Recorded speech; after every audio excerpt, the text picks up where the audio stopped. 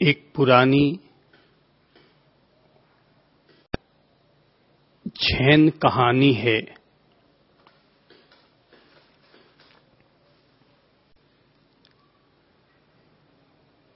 दो युवा संत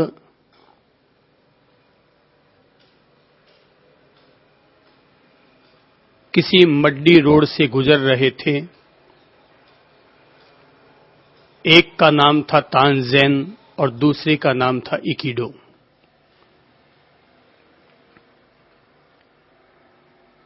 तानज़ेन अपने नियम कायदे कानून से चलने वाला, लेकिन इकिडो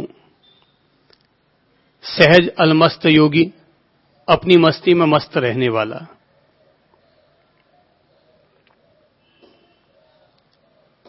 बारिश काफी बरस चुकी थी, रास्ता कीचड़ से भर गया था, लेकिन दोनों को जाना जरूरी था, इसलिए दोनों ही उसी मड्डी रोड से गुजरते रहे। उन्होंने कुछ रास्ता तय किया कि तभी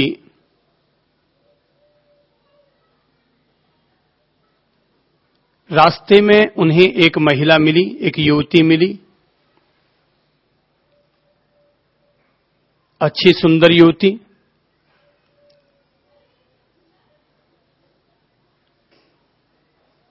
उस युवती ने आगे चल रहे तानज़ेन से कहा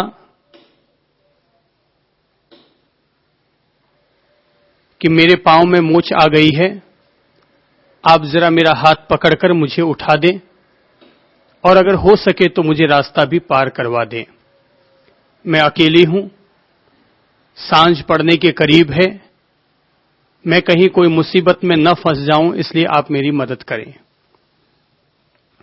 लेकिन तानज़ेन ने यह कहते हुए इनकार कर दिया कि मैं संत हूं, महिलाओं को नहीं छूता, और तुम जैसी सुंदर युवतियों को छूना तो मेरे लिए वैसे भी ठीक नहीं है। और इस तरह से इनकार करते हुए तानज़ेन आगे बढ़ गया। 2-5 मिनट में ही इकिडो पहुंचा। इकिडो से भी उसने यही बात निवेदन की कि मेरे पांव में मोच आ गई है, आप थोड़े मेरी मदद करें, मुझे खड़ा करवा दें और अगर हो सके तो मुझे सहारा देकर मुझे मेरे गांव तक पहुंचा दें। कीचड़ से भरा हुआ रास्ता है, मैं अकेली युवती हूं, सांझ पड़ रही है, कहीं उलझन में न फंस जाऊं। इकिडो ने सुना, उसने कहा कोई बात नहीं। उसने झट से अपना हाथ का सहारा दिया और हाथ का सहारा देते हुए महिला को उठने में मदद की। उसने कहा कि आप मेरा कंधा पकड़ लें और मेरे कंधे के सहारे आप अगले गांव तक आराम से चल सकती हैं।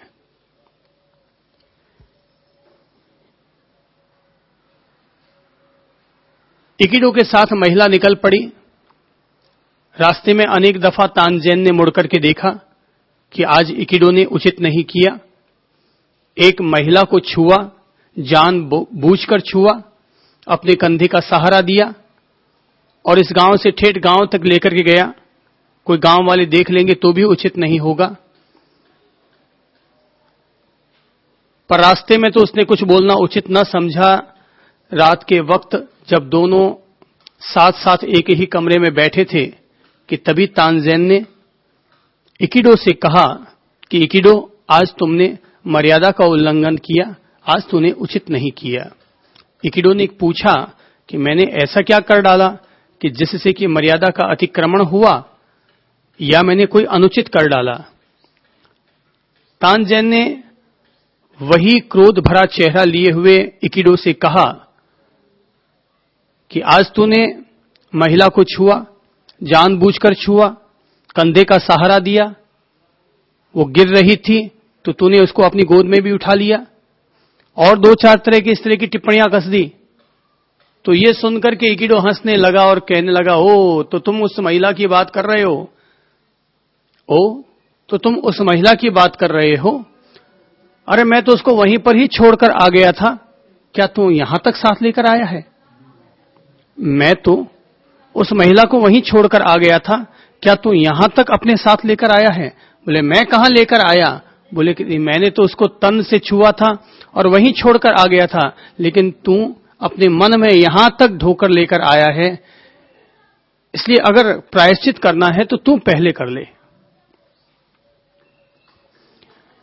इकिडो और तानसेन के संवाद हुए होंगे, एक दूसरे को जो कुछ कहना रहा होगा कहा होगा, लेकिन जब हम लोग ध्यान सूत्र के जरिए आर्त ध्यान और रौद्र ध्यान की चर्चा कर रहे हैं तो हमें भली भांति इस कहानी के मर्म को समझना चाहिए और कहानी को अपने आप पर ढालते हुए ये देखना चाहिए कि कहीं हम लोग तानसेन तो नहीं हैं।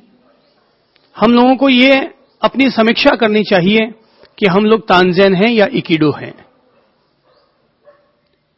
एक सहज मार्ग पर चलने वाला व्यक्ति जिसने महिला को छू भी लिया, गोद में भी उठा लिया और इस तरह से आगे बढ़ गया, लेकिन वो मुक्त था, मुक्त है और मुक्त बना रहा।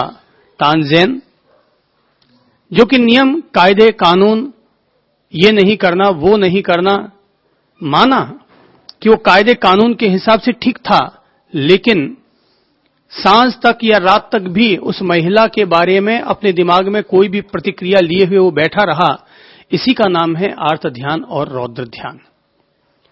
अपने दिमाग में, अपने मन में किसी भी तरह की उधेड़ बुन अगर हमारे दिमाग में बनी हुई रहती है तो वही उधेड़ बुन आर्त ध्यान कहलाती है। जरूरी नहीं है कि व्यक्ति हिंसा करे ही, झूठ बोले, कि चोरी करे, कि परिग्रह करे, कि भोगेच्छा अपने मन में रखे, ये कोई जरूरी नहीं है।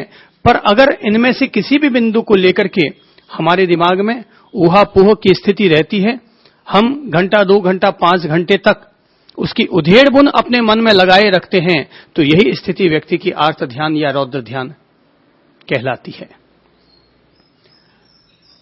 सारी समस्या आदमी के अपने मन की है। आज की तारीख में जितनी भी बीमारियां फैली हुई हैं वे तन के कारण कम हैं और मन के कारण ज्यादा हैं। 100 में से 70% बीमार आदमी तो मन के कारण है। यदि व्यक्ति का मन चिंतातुर है, यदि व्यक्ति का मन तनावग्रस्त है, डिप्रेशन में है, तो व्यक्ति के तन पर उसका असर आता ही आता है। आखिर व्यक्ति का तन तो मन का अनुयायी है, जैसा मन में होता है वैसा तन में आता है। यह मत समझे कि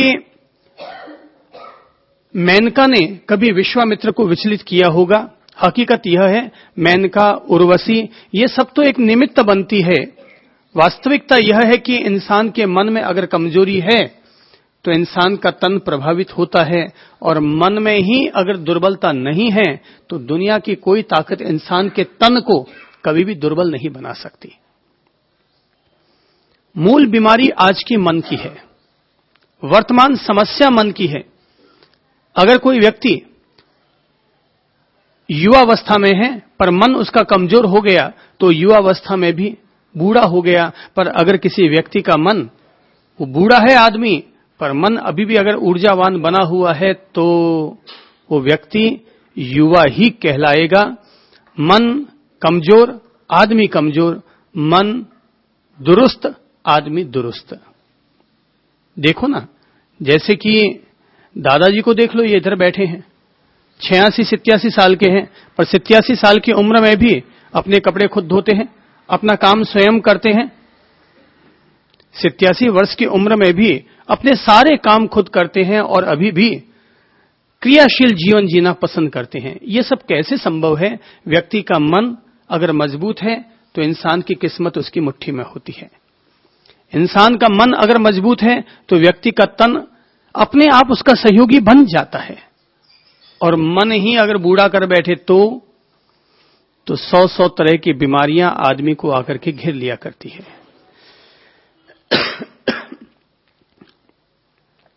इसलिए हमें अपने मन को कभी भी कमजोर नहीं होने देना चाहिए, मन को कभी भी पंगु नहीं होने देना चाहिए।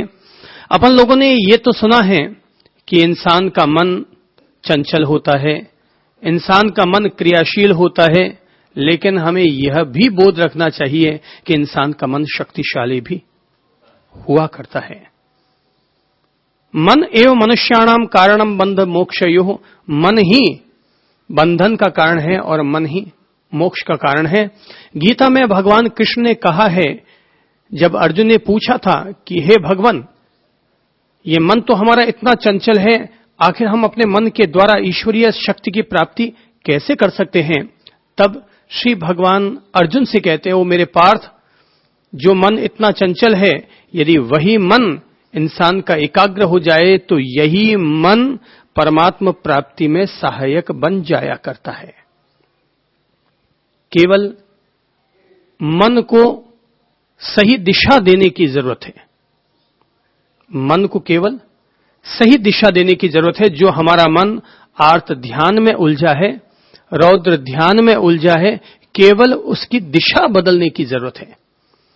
आर्त ध्यान और रौद्र ध्यान पर चर्चा अपन लोगों ने इसलिए की, या ज्ञानी लोग चर्चा इसलिए करते हैं, ताकि अनेक दफा ऐसा होता है कि हम लोग सही रास्ते पर चल रहे होते हैं, पर हमारा मन वो हमें छोड़ता नहीं है और हमारा मन हमें अपने घेरे में लेकर के आर्त ध्यान और रौद्र ध्यान करवा लेता है। तो एक सही रास्ते पर चलने वाले व्यक्ति के मन में तनाव हो, अवसाद हो, चिंता हो, ये उसका स्वास्थ्य नहीं कहा जाएगा। तन और मन दोनों स्वस्थ होने चाहिए। तो स्वस्थ तभी हो पाएंगे जब हम लोग अपने मन को गलत चिंतन, दूषित चिंतन, अपवित्र चिंतन से अपने आप को बचा करके रखेंगे। कभी भगवान महावीर के सामने राजा श्रेणिक ने जाकर के एक प्रश्न किया था कि भगवान, मैं बहुत धार्मिक जीवन जीता हूं, लेकिन आपने मेरे लिए भविष्यवाणी की है कि तूने अपने जीवन में इतने पाप बटोर लिए थे अति जीवन में कि तू मरकर के नरक में जाएगा। तो क्या कोई तरीका हो सकता है कि मेरी नरक टल सके? बोले हां, तरीके तो हैं, लेकिन बहुत कठिन है। बोले मैं तरीका अपनाऊंगा, आप बताइए तो सही, मार्गदर्शन तो दीजिए। तब कहते हैं कि भगवान महावीर ने उसे जो जो उपाय बताए थे, उनमें से एक उपाय यह था कि महावीर ने कहा था कि तुम्हारे यहां पर काल कौशरिक कसाई रहता है, वो कसाई रोजाना 500 भैंसों को मारता है। यदि एक दिन भी वो भैंसों को न मारे तो तुम्हारी नरक टल जाएगी। राजा श्रेणिक ने कहा, भगवान, ये तो आपने बहुत सीधा सरल उपाय बता दिया। ये प्रजा मेरी है, मैं जैसा चाहूं वैसा उनको वैसा कर सकता हूं। अपने सैनिकों को आदेश दिया कि उस कसाई को पकड़ कर ले आओ। पकड़ कर ला दिया गया। बोले अंधेरे कुएं में डाल दो। अंधेरे कुएं में डाल दिया गया। अगले दिन सुबह है, वो भगवान के पास पहुंचा, बड़ा प्रसन्न होकर के, भगवान मेरी नरकें तो टल गई।